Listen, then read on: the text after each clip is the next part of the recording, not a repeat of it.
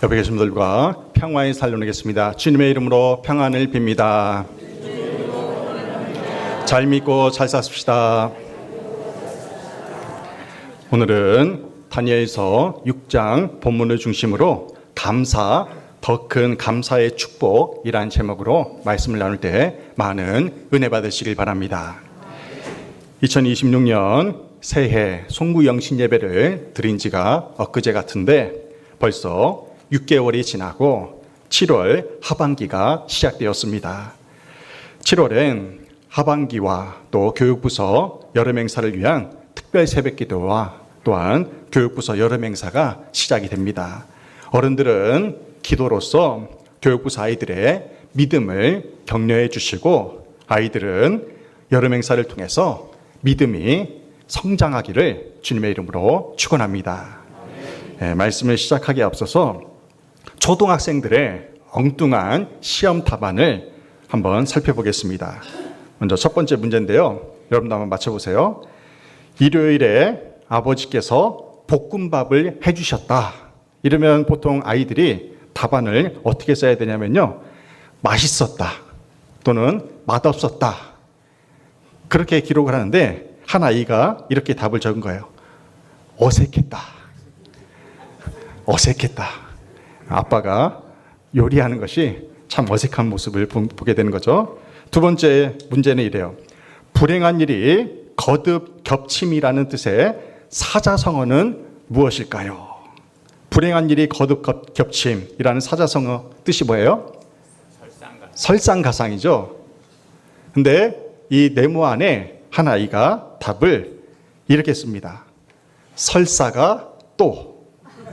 설사가 또. 불행한 일이 겹친 거죠. 맞는 말 같아요. 세 번째, 이 문제를 위해서 이 초등학생들 문제를 함께 하는 거예요. 어떠한 일을 마음먹고 3일을 넘기지 못하는 것을 뜻하는 사자성어가 무엇입니까? 초등학생이 맞췄어요. 작심 3일이잖아요. 근데 한 아이가 이렇게 답을 냅니다. 작은 삼촌. 네, 맞는 말 같아요. 그죠? 우리 삼촌을 보니까 어떤 일을 결심하고 금방 포기해. 그런 모습을 보면서 작은 삼촌이라고 이렇게 답을 냈어요. 초등학생 조카가 바라본 작은 삼촌처럼 마음먹은 일을 포기하는 사람이 아니라 올 한 해 결심한 선한 일들을 끝까지 실천하여 풍성한 열매를 맺으시기를 주님의 이름으로 축원합니다. 7월 첫째 주일은 한 해의 전반기가 끝나고 후반기가 시작되는 주간입니다. 그래서 한국교회에서는 7월 첫째 주를 맥주 감사절로 지킵니다. 출애굽기 23장 16절 말씀을 함께 봉독하겠습니다. 맥주절을 지키라. 이는 내가 수고하여 밭에 뿌린 것의 첫 열매를 거둠이니라. 아멘. 이모작을 하는 한국 사회에서는 하나의 전반기에는 보리를 추수하고 후반기에는 쌀을 추수합니다. 맥주절은 말 그대로 보리를 추수하는 날이에요. 오늘날 우리 교회는 농사 짓는 사람과 또 농사 짓지 않는 사람들이 섞여 있는 도농 복합 교회라고 할 수가 있는데요. 각자의 일터에서 소득을 주신 하나님께 감사하는 시간이 오늘 우리가 지키는 맥주 감사 주일입니다. 지난 상반기 동안 하나님께서 우리 덕성교회에 베풀어 주신 감사 제목을 헤아려 봤어요. 많은 감사 제목이 있지만 그 가운데 가장 큰 감사는요, 교육부서 아이들이 전도되고 있다는 거예요. 아이도 새롭게 낳기도 하고요, 전도된다는 거예요. 올 한 해 고등학생 3명이 등록을 하고요, 초등학생도 1명이 저 멀리서 등록을 했어요. 얼마 전에 경기 남로의 여름 행사를 위해서 교회학교 교사 강습회를 했는데요, 교육부서가 갈수록 교회마다 줄어들어요. 그리고 교회학교가 없어지는 교회도 많이 있다는 것입니다. 안타까운 일이죠. 우리 덕성교회의 미래인 다음 세대가 더욱더 부흥 성장하여서 지금보다 5년 후, 10년 후가 더욱더 기대가 되는 교회가 되기를 주님의 이름으로 축원합니다. 얼마 전에 안재순 권사님이 요양원에 가시기 전에 병원 신방을 갔습니다.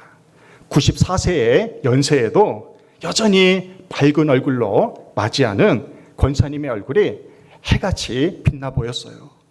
말씀을 제가 읽어드리고 안수기도를 해드렸는데 변호사 안수사님이, 며느리인 안수이사님이 감사 예물을 준비하셨어요.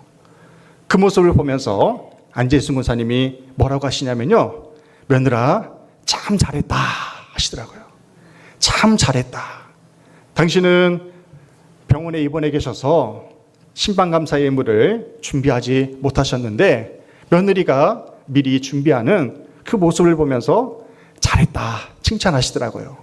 그러면서 권사님이 며느리 자랑을 하는 거예요. 우리 며느리 너무 좋아요. 우리 며느리가 얼마나 잘하는지 몰라요. 94세 시어머니가 같이 늙어가는 며느리를 칭찬하는 그 모습을 보면서 감동이 밀려왔습니다. 여러분들, 한 사람의 감사가요, 가족 전체의 감사로 이어지게 된다는 것입니다. 그리고 그 감사의 복을 가족 모두가 누리게 된다는 사실을 기억하시길 바랍니다. 매주 감사절을 통해서 하나님께서 지난 반년 동안 베풀어 주신 은혜에 감사하고 남은 반년 동안도 잘 지켜주시기를 소망하는 시간이 되시기를 주님의 이름으로 축원합니다. 사람은요, 대부분이 자기 자신에 대해서는 참으로 관대한 편입니다. 나 자신에 대해서는 관대해요. 타인에게는 높은 도덕적 기준을 제시하면서 정작 자신에게는 한없이 관대한 편입니다. 그래서 내로남불이라는 단어가 생각난 거예요. 내로남불. 내로남불이 무엇입니까? 내가 하면 로맨스, 남이 하면 불륜이라는 뜻이에요. 정치권에서 많이 사용하는 단어입니다. 똑같은 상황에서 나의 행위는 타당하고 그럴 수 있다고 생각을 하지만 다른 사람들의 행동은 잘못되었다고 판단하는 그러한 말이 내로남불이에요. 대부분의 사람들이 이렇게 이중적인 도덕적 잣대를 가지고 살아간다는 것입니다. 아담과 하와가 그랬어요. 하나님의 말씀을 거역하고 선악과를 먹은 것에도 자기 나름대로의 타당한 이유가 있었습니다. 그들이 이렇게 핑계를 대요. 아담과 하와가 먹은 선악과가 먹음직도 하고 보암직도 하고 탐스러워 보였기 때문에 먹은 것입니다. 하나님이 그렇게 창조하지 않으셨습니까? 하나님 탓으로 돌린 거예요. 또 아담은요, 하나님이 짝지어주신 저 옆에 내 때문에, 저 여자 때문에 제가 먹을 수밖에 없었습니다. 아내 탓을 해요. 아담은, 하와는 어때요? 사탄을 상징하는 뱀이 유혹해서 어쩔 수 없이 먹었다고 그렇게 주장을 합니다. 이처럼 인간은 문제 앞에서 자기 반성을 하기보다는 그 원인을 외부에서 찾으려고 한다는 것입니다. 미국의 경영 컨설턴트로 유명한 짐 콜린스라는 사람이요, 창문과 거울 이론을 주장을 합니다. 창문과 거울을 상상해 보세요. 이 창문과 거울은 똑같이 유리로 만들어집니다. 그런데 차이가 있어요. 창문은 투명해가지고 건너편에 사람을 잘 보이는 특징이 있어요. 그런데 반대로 나 자신은 잘 보이지 않는 특징이 있습니다. 창문은 그래요. 근데 거울은 어떻습니까? 거울은 똑같은 유리이지만 보이는 상을 반사해서 자기 자신을 잘 보이게 한다는 특징이 있죠. 이 짐 콜린스의 이론에 따르면요, 훌륭한 리더는 일이 잘 풀릴 때 창문을 본다는 것입니다. 창문에 비친 직원들을 보면서 그들에게 감사를 표현하고 그들의 수고를 칭찬을 해요. 반대로 일이 잘 풀리지 않을 땐 거울을 본다고 해요. 그 거울에 비친 자신을 들여다보면서 자기의 잘못을 회개하고 반성하는 시간을 갖습니다. 그런데 실패한 리더는요, 이와 정반대로 행동을 해요. 그 사람 때문에, 그 환경 때문에 문제가 생겼다고 말을 하는 거예요. 실패한 리더는 결과가 좋지 않을 때에는 거울을 봅니다. 거울을 봐요. 창문을 봐요. 창문을 보면서 모든 불행의 원인을 타인과 또 외부 환경에서 찾는다는 것입니다. 반대로 일이 잘 될 때에는 거울을 보면서 나 때문이야. 내가 잘나서 이 모든 것을 할 수 있었어. 그렇게 생각을 한다는 것이죠. 특히 여러분의 가정에서 사라져야 할 단어가 있는데요. 그 단어가 뭐냐면 누구누구 때문에예요. 때문에. 당신 때문에 이렇게 된 거야. 아내 때문에, 남편 때문에, 아들 때문에, 딸 때문에, 당신 때문이야. 이 말이 가정을 병들게 한다는 것입니다. 우리 믿음의 사람들은 뭐뭐 때문에가 아니라 누구누구 덕분에로 화답하며 지내야 한다는 거예요. 하나님 덕분에 제가 살아갑니다. 당신 덕분에 내가 이렇게 살아갑니다. 아들 덕분이야. 딸 덕분이야. 목사님 덕분입니다. 성도님 덕분입니다. 이렇게 덕분에라는 말이 풍성해지면 풍성해질수록 그 가정과 그 교회는 행복한 가정과 교회가 될 수 있다는 것입니다. 그런 의미에서 옆에 계신 분들과 이렇게 인사하겠습니다. 당신 덕분에 행복합니다. 네, 당신 덕분에 행복합니다. 짐 콜린스는 이 창문과 거울 이론을 통해서 진정한 성공은 감사하는 마음에서 출발한다고 말을 하는 거예요. 반성은 거울을 보면서 자기 자신에게서 찾고, 감사는 창문을 통해서 타인에게 확실하게 감사하라는 것입니다. 오늘 예배드리는 여러분은 어떤 사람입니까? 일이 잘 될 때에는 창문을 통해서 하나님께 감사를 드리고 사람들에게 감사도 표현하시길 바랍니다. 일이 잘 풀리지 않을 땐 거울을 통해서 나의 죄와 부족함을 회개함으로 감사하는 사람이 되시기를 주님의 이름으로 축원합니다. 그렇다면 오늘 본문의 주인공인 다니엘은 어떤 사람이었을까? 다니엘은 어떠한 상황과 형편에서도 하나님께 감사하는 사람이었습니다. 다니엘을 통해 우리는 감사가 하늘의 문을 여는 열쇠라는 사실을 알 수가 있습니다. 하나님께 감사함의 영광 돌릴 때 하나님은 우리에게 더 큰 감사의 제목들을 공급해 주신다는 사실입니다. 바벨론 제국의 새로운 왕이 된 다리오는 고관 120명을 세워서 전국을 다스리게 합니다. 그 고관들 위에 총리 3명을 둬요. 그 총리 3명은 고관 120명을 관리하는 역할을 하겠죠. 그 총리 3명 가운데 다니엘이 있었던 거예요. 다니엘이 지금 어떤 신분이냐면요, 이스라엘 저편방의 포로민 신분이었어요. 포로가 그 나라를 다스리는 총리가 되었던 것입니다. 얼마나 놀라운 일이에요. 평소에 다니엘이 직분과 사명을 특출나게 감당하는 모습을 지켜본 다리오 왕은요, 다니엘을 총리 가운데 가장 높은 자리에 세울 계획을 가지고 있었어요. 다니엘이 워낙 지혜롭고 일을 잘하니까 총리 가운데서도 제일 높은 자리에 올리고 싶었던 거예요. 하지만 이 사실을 알아챈 다니엘의 정적들이요, 가만히 있을 리가 없잖아요. 다니엘을 끌어내기 위해서 온갖 수단 방법을 가리지 않고 묘책을 세우게 된 것입니다. 바벨론 고관들은 다니엘이 평소에 하나님께 기도하는 습관을 알아차리고 함정을 준비한 거예요. 그 함정이 뭐냐면요, 30일 동안 어떠한 신이나 사람에게도 기도하지 못하게 하는 그러한 왕의 도장이 찍힌 조서를 만들어낸 거예요. 다니엘의 하루 일과가 어떻게 되냐면요, 아침, 점심, 저녁으로 예루살렘을 향한 창을 열고 하나님께 기도하는 그 습관이 있었던 거예요. 근데 그 습관을 바벨론 지역에 있는 모든 사람이 알 정도로 그렇게 알려져 있던 것이죠. 고관들은 그것을 이용을 한 것입니다. 다니엘이 어떻게 했어요? 왕의 조서에 도장에 꽝 찍혔어요.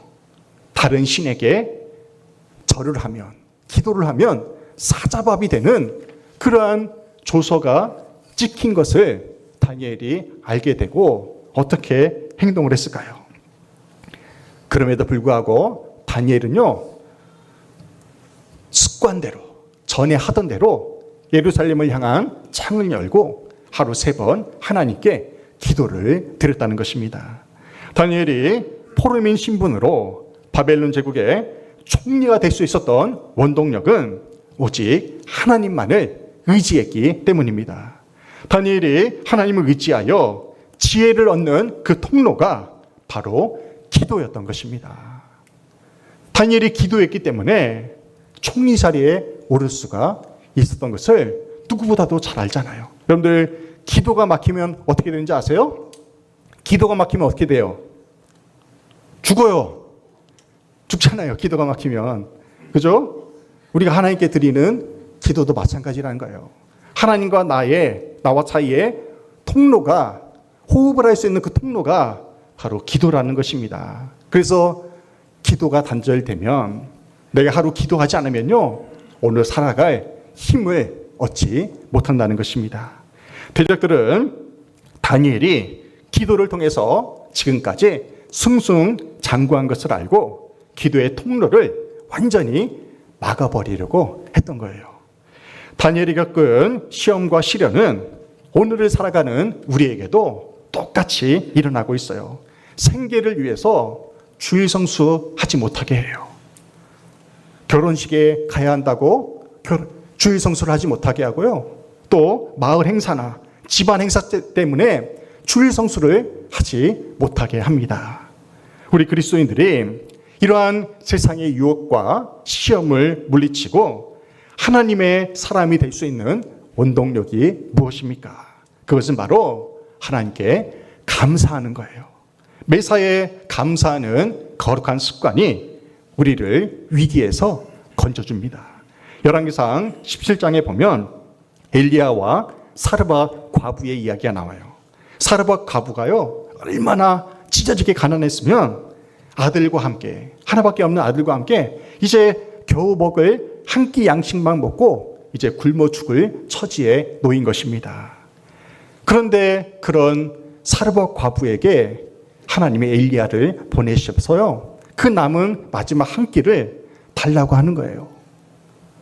그 한 끼밖에 양식이 없는데 여러분 같으면 주겠어요, 안 주겠어요? 솔직히 얘기해 보세요.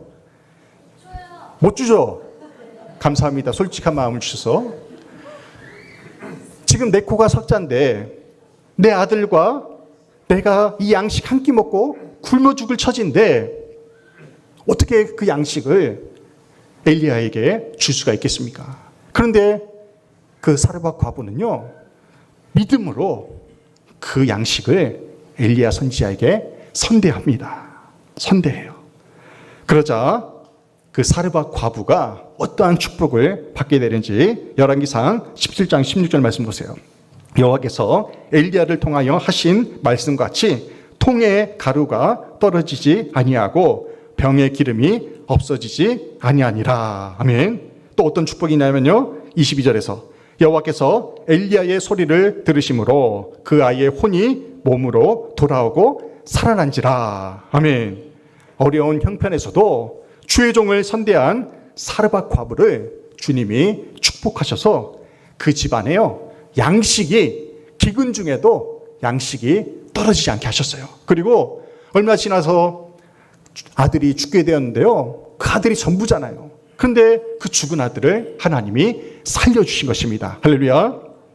사르밧 과부가 평소에 하나님께 감사하지 아니하고 어려운 이웃을 선대하는 마음이 없었다면 양식이 떨어지지 아니하는 축복과 죽은 아들이 살아나는 그 기적을 체험하지 못했을 것입니다. 다니엘서 6장 10절에서 이렇게 말씀해요. 함께 공부합니다. 다니엘이 이 조서에 왕의 도장이 찍힌 것을 알고도 자기 집에 돌아가서는 윗방에 올라가 예루살렘으로 향한 창문을 열고 전에 하던 대로 하루 3번씩 무릎을 꿇고 기도하며 그의 하나님께 감사하였더라. 아멘. 다니엘은 조서의 왕의 도장이 찍힌 것을 알고도요, 하루 3번 무릎 꿇고 기도하며 하나님께 어떻게 했다고요? 감사했어요. 감사했어요. 전에 하던 대로 하나님께 기도하면 죽는다는 것을 알면서도 감사 기도하기로 작정을 한 것입니다. 이것이 바로 다니엘의 믿음이에요. 상황과 형편을 주관하시는 전능하신 하나님을 믿기에 감사할 수 있었던 것입니다. 따라해 보겠습니다. 그럼에도 불구하고 감사합니다. 우리 또한 다니엘처럼 생명의 주관자가 되시는 하나님을 알고 모든 상황을 믿음으로 받아들이기를 원합니다. 세상의 조건에 일희일비하지 아니하고 의도적으로 우리는 감사를 결단해야 됩니다. 하나님께 감사하는 자는 세상의 조건에 지배받지 않고 능력 주시는 자 안에서 강호 담대히 승리할 수 있다는 사실을 믿으시기 바랍니다. 하나님이 우리에게 절기를 허락해 주심에 우리는 감사해야 됩니다. 그나마 1년에 4번 하나님이 우리에게 절기를 허락해 주셨기 때문에 우리는 그 절기를 통해서 하나님께 감사를 표현할 수 있는 기회가 주어진 거예요. 성탄절과 부활절과 맥주감사절과 추수감사절과 같은 이 절기를 통해서 우리는 하나님께 감사를 표현해야 된다는 것입니다. 오늘 여러분은 맥주감사절을 맞아 지나온 상반기를 돌아보며 하나님께 어떻게 감사를 표현하고 계십니까? 다니엘과 같이 하나님만을 의지하고 그럼에도 불구하고 감사하는 자에게는 하나님께서 형통의 복을 허락하십니다. 다니엘은 조서에 왕의 도장이 찍혔기 때문에 기도하면 죽는다는 것을 알면서도 전에 하던 대로 습관을 따라 예루살렘을 향한 창을 열고 하루 3번 기도하기를 멈추지 않았습니다. 하나님께 감사하기 위해서는요, 의지와 결단이 필요해요. 감사는 하나님을 향한 신뢰의 표현입니다. 감사할 수 없는 상황이라면 상황을 역전시키실 하나님을 신뢰하며 더욱 감사를 결단하시기 바랍니다. 범사에 감사함으로 하나님이 베풀어 주시는 더욱 큰 감사의 축복을 온전히 누리며 살아가시기를 주님의 이름으로 축원합니다. 아멘.